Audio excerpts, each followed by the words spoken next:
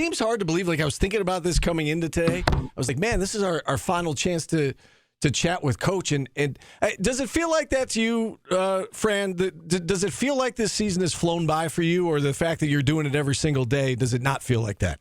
I wouldn't mind if they add 12 more games. Yeah. No, I wouldn't mind. It's cool. I guess it's going the way it's going, though. I'm appreciate it all, but I guess it got to end at some point. So, but I wouldn't mind. It seems like it's going fast, but then at some points it seems like it isn't, So I don't really know. I didn't really think about it like that. I know it's ending too early for me because we wanted to play, on January 13th in the national championship. So it's a little bit too early for me. Coach, I got two nonsensical things to run by you. First of all, I got a $500 bet with one of our producers right now that he thinks he can kick a 57-yard field goal. 50. What do you think the odds of a guy who says that he could kick a 57-yard field goal? I will have to see who he is first. And I'm not going to judge a book by its cover, but bring him in there, and I'll tell you. And then, when was the last time he made a field goal?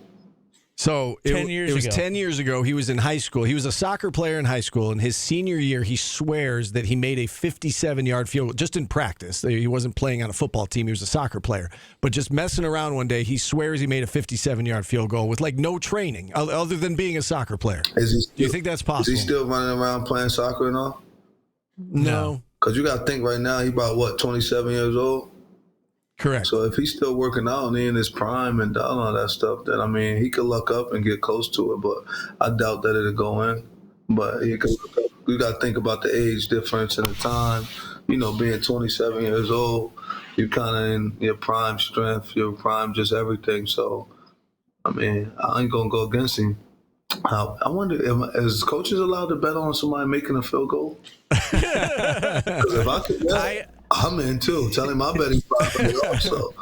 But I bet he won't make it. But that's what I'm betting, and I'm not taking his money from him because he's a kid. So I'm giving him $500 every game. So, Coach, and then one other thing, I brought this up to you last night. Next year for turnovers, you gotta expand this winner gets washed thing. Nah. I think you should have a shout like a rubber ducky, or a shower brush or a shower cap on the sideline, and then you could even sell the rubber duckies too. Nah, that's soft. I ain't doing that. All right, bad idea, Paul. I tried. Bad idea.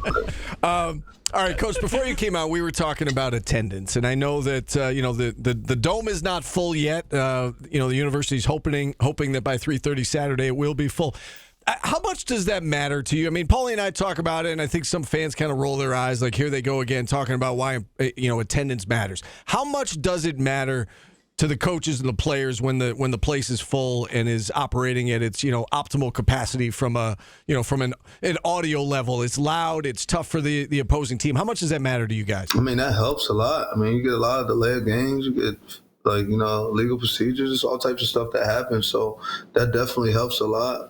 But in the same sense, you can't come. I'm not about to beg nobody to come watch us play football. We're just gonna play ourselves, We're going to play regardless. We got to play a certain brand of football. And I think that, as I told you before, as you continue to play and you continue to earn everyone's respect and constantly get better, then more people want to come and see you play, So that's on them, but it definitely helps a lot. And then I look at it like this Saturday, after Thanksgiving, what else will you be doing at 3:30 anyway?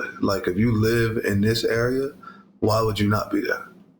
If you live anywhere within the 3 hours of Syracuse, where else you going at? I don't know who else in the country is going to have this game with this high bird of magnitude. I'm not sure where else you would go at if you love sports, unless you're watching your son's soccer game or something, and he's a little kid, but you should be at the game. If you're not, then don't tell me you love it.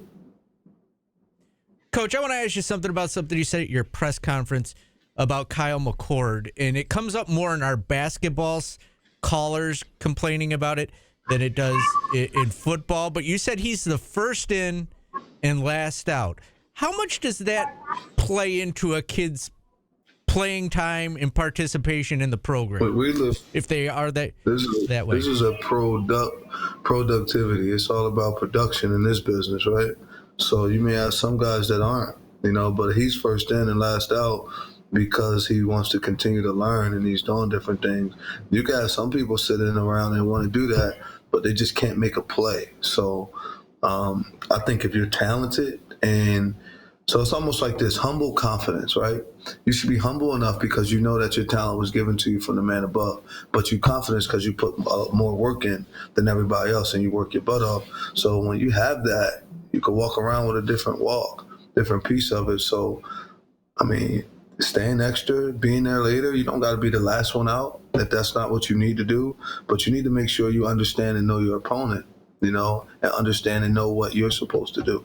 Once you know those things, whatever it is that takes for you to be in and out, then that's what you need to do. But, to each person, everybody has their own thing that they like to do. Myself, I'm more so, I like to work. I want to make sure that I prepare the right way. But I don't want to just be working just to say I'm working. I want to work on the right things because you got some people who do all this work on the wrong thing. And, you didn't need to work on that, buddy. That's not what we're doing. That's not what you're bad at. You're bad at this. Get better at this while continuing to grow in the area that you're good at, if that makes sense. It does make perfect sense. I've got a follow-up to that. How often have you been around a guy, whether it's as an assistant or now as a head coach, are there guys that are just not good practice players, but then when the bright lights are on Saturday, they show up and they're a great, game day player? Or do those players not really exist? Yes. I guess there is my are question. Guys like that. I've been around one that was a freak show, and I just couldn't believe it. But I'm not going to say his name because I know he practices, but I was at Georgia, and there was a guy who would practice like, are we serious? Did you see what he just did? Like, why'd he do that? And then it comes to the game, and not a human can deal with him. So he was just born different, though. He was born when God made him. He hit him with like 3 shots, and this dude was like a freak show. Like, he's one of the best players I ever seen. But I couldn't believe it when the way I seen him practice, and then when it came time to the game, I've never seen nothing like it in my life. So like he was the one that I was around. That was an exception. Like, some guys are just born different, Yeah. Speaking of really talented players, you got to deal with one. You got to deal with many this Saturday, but one in particular comes to mind when you talk about Miami, and that's the quarterback in Cam Ward. Let's start with him, and then we'll talk about the team. But what impresses you, about Miami's quarterback and what everything he brings to the table? I think his poise and his leadership ability, though. I think he's a real leader. I think those kids gravitate towards him. He got a little bit of that Kyle in him. What I see with Kyle, I could see he got a nice aura about himself. So I'm watching it and I just see how he plays he played with a good swag. You could tell he believes in his talent. You could see a young man that's worked extremely hard to be in the position that he's in. And I see a line that plays for him. So, I mean, he's got a lot going for himself. I'm very, very happy for this kid, man. It's truly a blessing to see a kid like this to go and to see his story of, how many offers he had coming out and what he's doing now and where he's at. So I'm very thankful to have an opportunity to go against a guy who's one of the better quarterbacks in the country. I'm being able to see that. And I wish him nothing but success. I hope he does really, really well in the next game after our game. He's a good football player, man.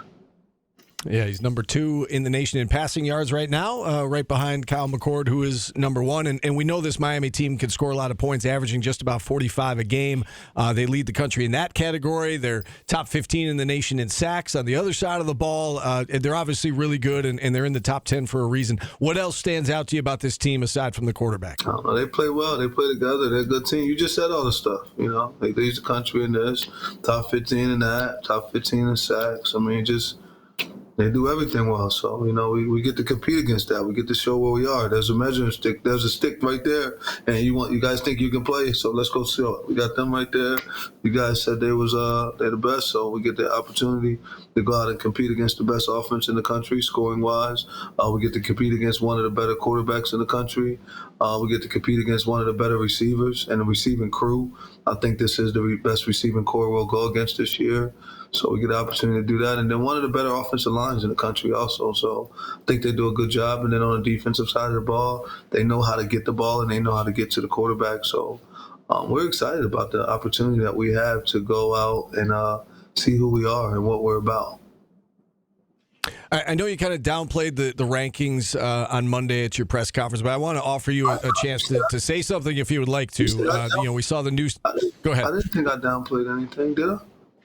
Well, no, you just said that you don't really think about it, and you don't know what it takes to be ranked anymore. And I'm with you. We see the college football rankings last night, the playoff rankings, and once again Syracuse just on the outside looking in. And I just want to offer you an opportunity to say something about that because again, it feels like there's some teams on the back end of the poll that I believe Syracuse should probably be ahead of. No, there's people ahead of us. I'm not really sure.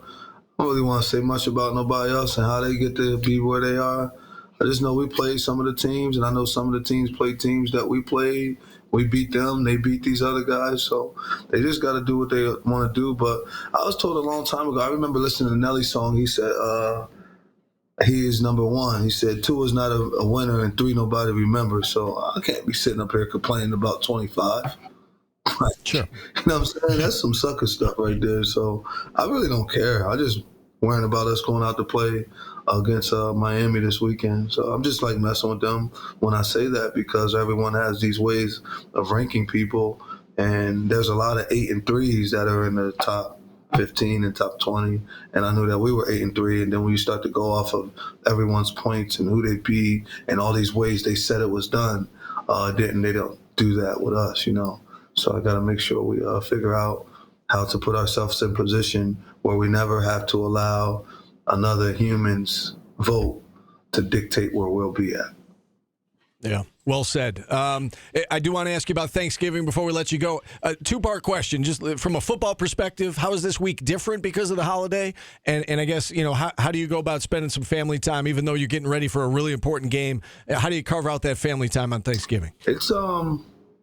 It's the same way. You just do a little practice a little bit earlier, and then you get more people at the house. Like everybody will come through, all the players to my home, all the players to other coaches' homes. Just really sit back and really think about what you're thankful for, because that's the whole piece of Thanksgiving and being able to give back before you ride to the house. I know me personally, before I get to my house, I'm going to take a ride through the whole Syracuse neighborhood, see the route, make sure I see anybody that may need without, that might not have. Make sure I give them a plate, things of that nature. And then I'm going to head to the crib, dog. I'm just thankful to be able to have a football team come over to my home and be able to eat. Thankful I'm able to eat. Thankful I'm able to cherish good memories with each other. I know at night, because what I've done when I was younger, so I know when it comes to my daughter, we're going to sit down and we're going to write a letter to Santa for her. I'm going to make my 12-year-old do it, even though he's not a believer anymore. But he's going to sit down and write with us also. So we're going to sit down and we're going to write a letter to Santa and then mail it off to the North Pole. Just all the normal things that come with this holiday of being able to share with my family, which means a lot to me, Yeah, that's awesome. And, I got a chance to spend a little time with your family last week, Fran. I really enjoyed that. And it's obvious how much your wife and children mean to you. And it really is great to see. So thank you for the time last week. Thank you for the time all season.